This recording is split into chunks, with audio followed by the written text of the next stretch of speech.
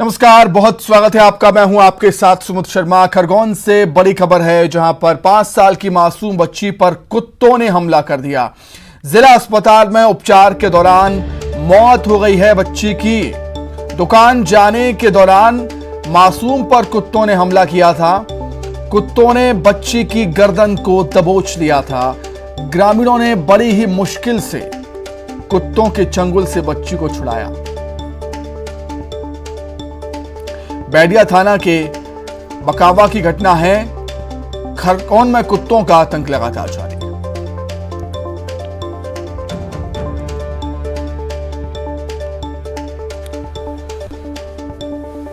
तो 5 साल की मासूम बच्ची पर कुत्तों ने हमला कर दिया और बच्ची की जिला अस्पताल में उपचार के दौरान मौत हो गई। आवारा कुत्तों का शिकार हुई है मासूम बच्ची।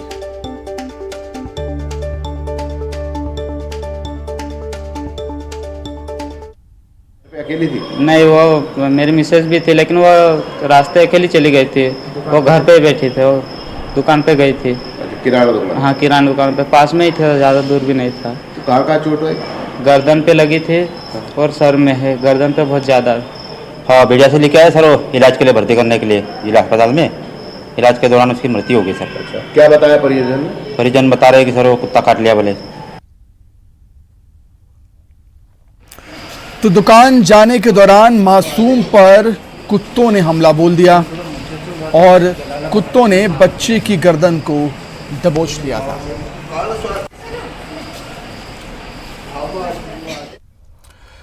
ज्यादा जानकारी के लिए सीधे खरगोन का ही रुख कर लेते हैं। आशुतोष पुरोहित हमारे साथ जुड़ गए हैं। आशुतोष, बेहद ही दुखद है और बेहद ही शर्मनाक है ये घटना, क्योंकि ऐसी घटनाएं पहले भी सामने आ चुकी हैं हमारे प्रदेश में, जब कुत्तों के हमले से बच्चे की या तो मौत हुई है या बच्चे बुरी तरीके से जख्मी हुए हैं। अब समय है कि आवारा कुत्तों को लेकर कोई ठोस हल, पुख्ता हल सरकार को, नगर निगम को सोचना होगा इस बारे में।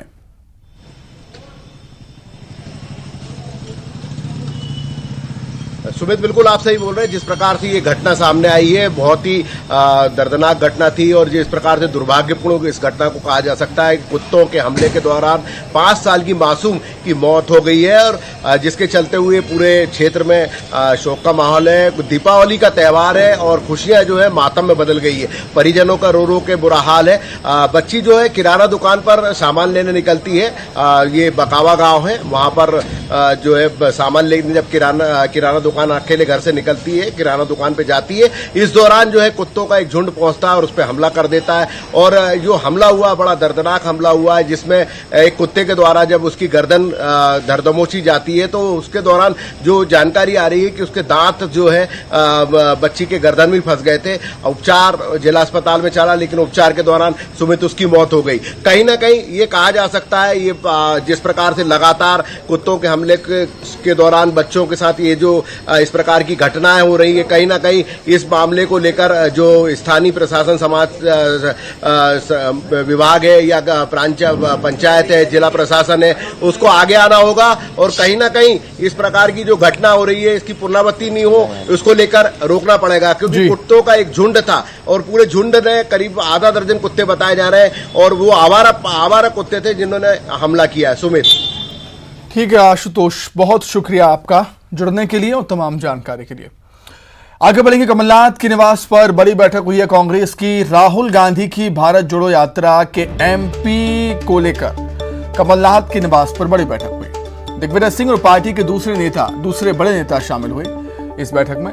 राहुल गांधी की भारत जोड़ो यात्रा के एमपी में आने पर नेताओं को जिम्मेदारी सौंपी गई है। राहुल गांधी की यात्रा के रूट तय होने के बाद फाइनल होगा ड्राफ्ट। पार्टी नेताओं को जिम्मेदारियां सौंपी जाएंगी। ज्यादा जानकारी के लिए हम बातचीत करेंगे। संवाददाता अनुराग जुड़े हुए हैं फोन पर। अनुराग, निश्चित तौर पर मध्य प्रदेश से होकर गुजरेगी राहुल गांधी की भारत जोड़ो यात्रा और कार्यक्रम को लेकर चर्चा। राहुल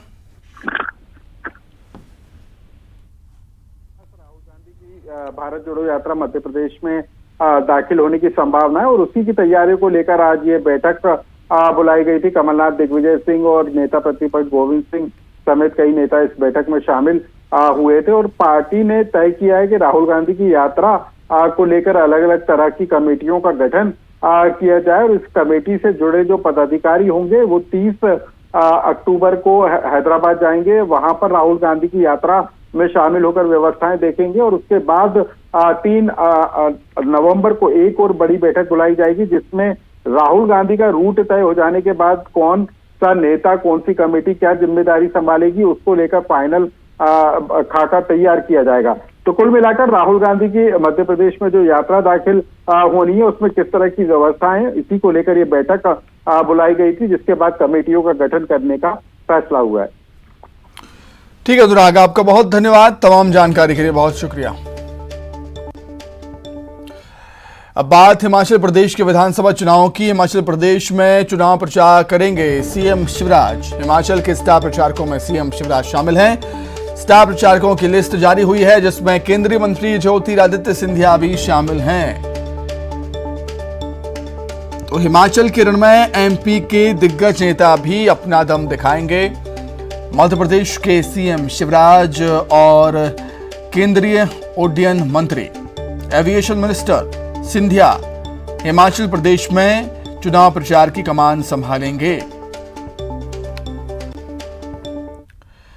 मध्य प्रदेश में गरीबों को दिवाली से पहले सरकार तोहफा देने जा रही है। धनतेरस के दिन प्रधानमंत्री के हाथों 4 लाख लोगों को पीएम आवास के तहत नया घर मिलेगा। कल प्रधानमंत्री मोदी सतना जिले के कार्यक्रम में वर्चुअली जुड़ेंगे, साथ ही हितग्राहियों को गृह प्रवेश कराएंगे। कार्यक्रम में सीएम शिवराज के अलावा मंत्री और बीजेपी के विधायक शामिल होंगे। सीएम शिवराज का कहना है कि हर ब्लॉक में कार्यक्रम का आयोजन किया जाएगा। सीएम कल के कार्यक्रम की जानकारी देते हुए लोगों से सामूहिक गोवर्धन पूजा मनाने की अपील उन्होंने की है। जी कल फिर देश के दिल मध्य प्रदेश से जुड़ रहे हैं। कल से धनतेरस प्रारंभ होगी। दीपावली का पावन पर्व सबकी जिंदगी में विकास और समृद्धि का प्रकाश करे। मध्य प्रदेश प्रधानमंत्री आवास योजना के अंतर्गत लगातार गरीब बहनों और भाइयों के मकानों का निर्माण कर रहा है और कल 4.5 लाख ऐसे बहनों और भाइयों को जिन्होंने प्रधानमंत्री आवास योजना के अंतर्गत अपने मकान बनाए हैं, उन मकानों में दीपावली के पहले गृह प्रवेश का कार्यक्रम होगा। हर पंचायत में, हर गांव में कार्यक्रम होगा। जहां जहां ये मकान बने हैं उन गांवों में मैं स्वयं सतना जाऊंगा, सतना से जुड़ूंगा। प्रधानमंत्री जी का मार्गदर्शन और आशीर्वाद वर्चुअली हमको मिलेगा। गृहमंत्री डॉक्टर नरोत्तम मिश्रा ने अंबाजी गुजरात में भगवान बिरसा मुंडा आदिवासी गौरव यात्रा के समापन समारोह को संबोधित किया। इस मौके पर गुजरात सरकार में कैबिनेट मंत्री नरेश भाई पटेल, कुबेर भाई पटेल सहित कई अधिकारी पदाधिकारी शामिल हुए। सभा को संबोधित करते हुए नरोत्तम मिश्रा ने कहा कि भारत के गौरव प्रधानमंत्री नरेंद्र मोदी अब विश्व के गौरव बन चुके हैं। नरोत्तम मिश्रा ने आगे कहा कि गुजरात ने एक नहीं 2 सपूत दिए हैं, एक मोदी जी और दूसरे अमित शाह। दोनों दुश्मनों की आंख में आंख डालकर बात करते हैं। भारत का मान ऐसा, तिरंगे का सम्मान आपने देखा नहीं होगा कि रूस और यूक्रेन का युद्ध चल रहा था। तोपें दागी जा रही थी, गोले दागे जा रहे थे, मिसाइलें छोड़ी जा रही थी और हमारे भारत के नौजवान बच्चे जो पढ़ने के लिए गए थे यूक्रेन के अंदर, वो बच्चों की जान पर बनाई थी। उनके मां बाप यहां पर रोकर मोदी जी से गुहार कर रहे थे। मोदी जी के ने कहा कि चिंता मत करो, बस में बिठा लो और तिरंगे का झंडा बस के ऊपर लगा दो। और आपको अचंबा होगा, हमारे देश के बच्चे जिस बस में बैठे और तिरंगा लगी बस चली तो दोनों सेनाएं रास्ता देती चली गई कि भारत के बच्चे हैं, मोदी के बच्चे हैं, गलती से भी मिसाइल नहीं चल जाए। ये होता है तिरंगे का मान, ये होता है देश का सम्मान, ये होता है भारत का गौरव। और भारत के गौरव को बढ़ाने का काम गुजरात के गौरव ने किया है। मित्रों, गुजरात के गौरव। 15 नवंबर से ग्वालियर के लोग हफ्ते में 4 दिन मुंबई की उड़ान भर सकेंगे। ग्वालियर से मुंबई के लिए 180 यात्रियों की क्षमता वाली फ्लाइट रोजाना उड़ान भरेगी। इस बात की जानकारी केंद्रीय उड्डयन मंत्री ज्योतिरादित्य सिंधिया ने दी है। वहीं ग्वालियर से बेंगलुरु के लिए भी उड़ान की शुरुआत की जाएगी।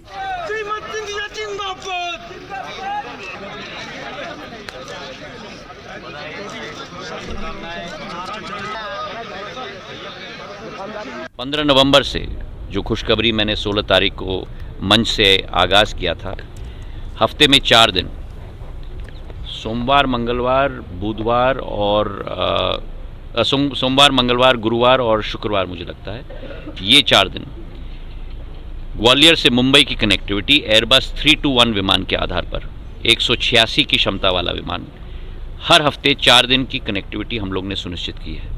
तो इन सब सुविधाओं का लाभ हमारे क्षेत्र के मेरे सभी क्षेत्र के निवासी उठाएं, ये मैं निवेदन करना चाहता हूं, ताकि इसे हम लोग स्थायी बना पाएं। भोपाल से बड़ी खबर है, जहां पर बीपीसीएल डिपो में डीजल टैंकर फट गया है। टैंकर फटने से आग लग गई। हादसे में 7 कर्मचारी घायल हुए हैं। घायलों में 3 की हालत गंभीर है। सभी घायलों को चिरायू अस्पताल में एडमिट किया गया है। रिफिलिंग के दौरान यह हादसा हुआ है। बकानिया डिपो में बड़ा हादसा टल गया। भोपाल से बड़ी खबर आपको बता रहे हैं, बीपीसीएल डिपो में डीजल टैंकर फटा है। टैंकर के फटने से आग लग गई और हादसे में 7 कर्मचारी झुलस गए, घायल हुए हैं। घायलों में 3 की हालत गंभीर है। सभी घायलों को चिरायू हॉस्पिटल में एडमिट किया गया है। रिफिलिंग के दौरान यह हादसा हुआ है। बकानिया डिपो में एक बड़ा हादसा निश्चित तौर पर टल गया। ज्यादा जानकारी के लिए बातचीत करेंगे, संवाददाता मनोज राठौर जुड़े हुए हैं फोन पर। मनोज, बताएं कि गंभीरों की हालत क्या है, घायलों की हालत क्या है और ये हादसा हुआ कैसे? ये शाम के वक्त का ये पूरा घटनाक्रम है। डिपो पे टैंकर में रिफिलिंग का काम चल रहा था। इसी दौरान जो है अचानक आग लगी और इस आग में जो कर्मचारी आसपास जो काम कर रहे थे, करीब 7 कर्मचारी थे बीपीएल के, और वो कर्मचारी जो है इस पूरी आग की चपेट में आ गए। 3 कर्मचारी जो कि आग में झुलसे, उनकी हालत काफी गंभीर बताई जा रही है। हालांकि जो संसाधन वहां पे उपलब्ध थे उनके जरिए आग को बुझाने का काम किया गया, लेकिन एक बड़ा हादसा हो सकता था, क्योंकि आसपास जो है कई टैंकर जिनमें डीजल रिफिलिंग की जा रही थी वहां पर मौजूद थे। तो हालांकि समय रहते जो भी मौजूदा संसाधन थे उससे कंट्रोल किया गया। हालांकि बेड़ागढ़ और गांधीनगर थाना क्षेत्र की जो फायर ब्रिगेड की दमकलें थी वो भी मौके पर सूचना के बाद पहुंच गई थी।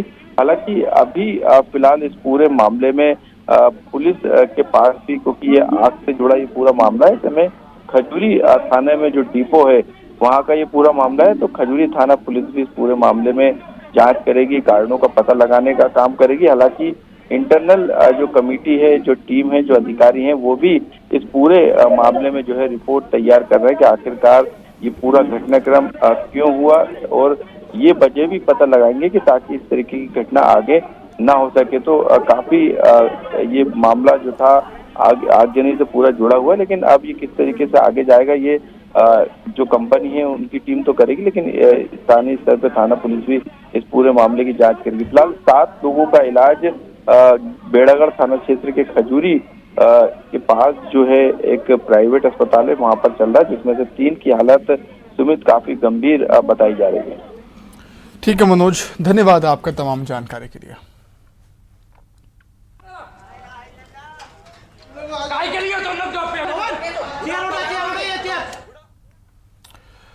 जबलपुर में धनतेरस की पूर्व संध्या पर मां नर्मदा तट और ग्वारी घाट पर सैकड़ों दीप जलाए गए और इस मौके पर बड़ी संख्या में लोग पहुंचे। कार्यक्रम में महापौर जगत बहादुर सिंह भी शामिल हुए और इस कार्यक्रम का आयोजन निगम प्रशासन की ओर से किया गया था। सैकड़ों दीप मां नर्मदा घाट में प्रज्वलित किए गए। मां नर्मदा में मिलना बंद होगा।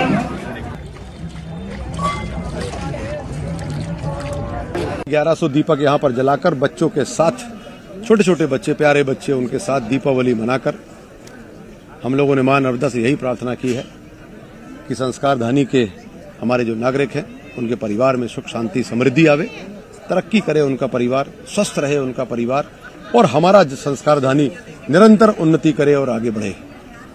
इसके साथ साथ जबलपुर शहर भी आपको इस बार बदला बदला नजर आएगा। दीपावली पे हम लोगों ने कुछ ऐसा किया है कि जो पहले कभी नहीं हुआ, कुछ खूबसूरती लाने का प्रयास किया है। दीपावली के त्योहार के आते ही चारों तरफ रोशनी देखने को मिलती है। ऐसे में गौहर महल को भी सजाया गया और यहाँ विशेष साज सज्जा की गई। गौहर महल में 2022 दिए जलाए गए और यहाँ साल के हिसाब से दिए जलाए जाते हैं।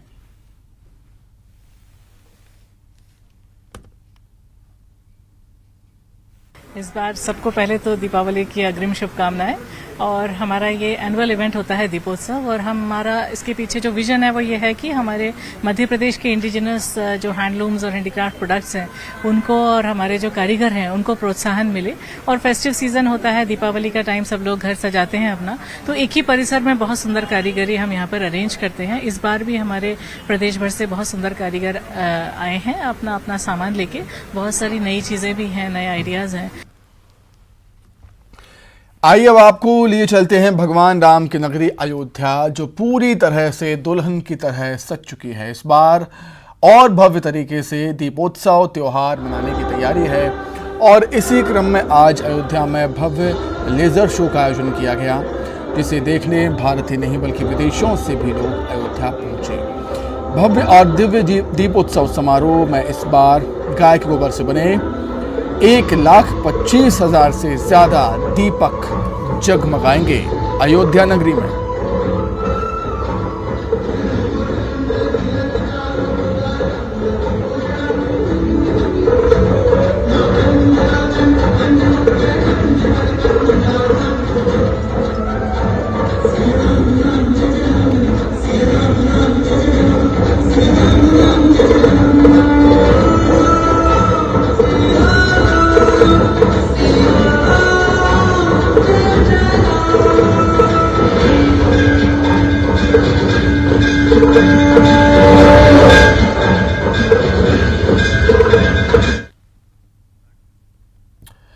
रायपुर में पटाखा व्यापारियों के लिए भी इस साल की दीपावली उम्मीदों वाली है, क्योंकि कोरोना काल के दौरान पटाखों का व्यवसाय ठप रहा था और दिवाली में भी रौनक नहीं थी। लेकिन इस साल पटाखों का बाजार गुलजार है। जिस तरह से बाजार में भीड़ नजर आ रही है, उससे पटाखा कारोबारियों की उम्मीदें काफी बढ़ गई हैं।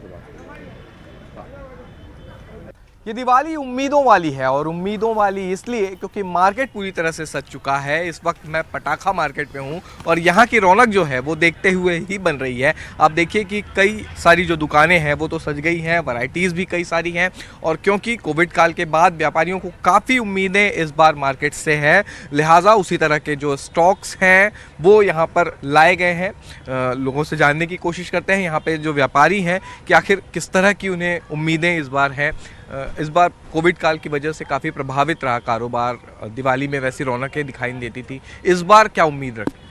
हर साल की तरह इस साल जो है दिवाली लग रहा है कि बाज़ार बहुत अच्छा रहेगा और उम्मीद भी है और लगातार धीरे धीरे व्यापार जो है वो बढ़ोतरी। वैरायटीज़ किस टाइप की आई है? काफ़ी सारी वैरायटीज़ तो देखने को मिल रही है मार्केट में, इस बार हर बार से ज़्यादा आइटम देखने को मिल रहे हैं, तो किस टाइप से चीज़ें आप लोगों ने करना? खासकर स्काई शॉट्स जो होते हैं और बच्चों के जो आइटम है वो लोकप्रिय, तो वो बहुत ज़्यादा बिक रहे हैं। जैसे बटरफ्लाई हो गए, स्काई शॉट्स हो गए, ये सब ज़्यादा बिक रहे हैं। और चूँकि ग्रीन फटाके का भी एक सुप्रीम कोर्ट के आदेश अनुसार, इसलिए फटाके ग्रीन भी आ रहे हैं। ग्रीन पटाखे ज़्यादा। आपके पास बहुत सारे वो पैकेट्स दिखाई दे रहे हैं, तो ये पैकेट्स क्या पहले से ही ऑर्डर पे हैं क्या?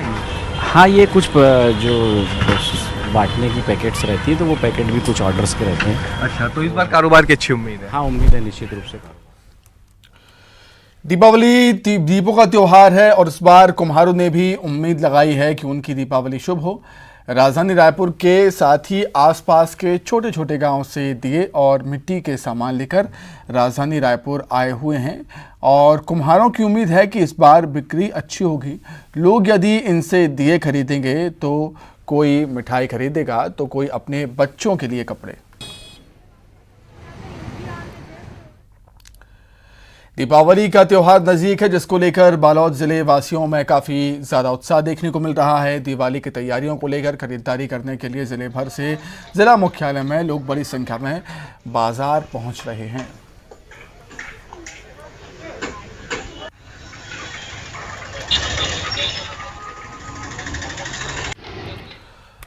तो इसी के साथ ही फिलहाल इस बुलेटिन में इतना ही। खबरें लगातार जारी है। नमस्कार।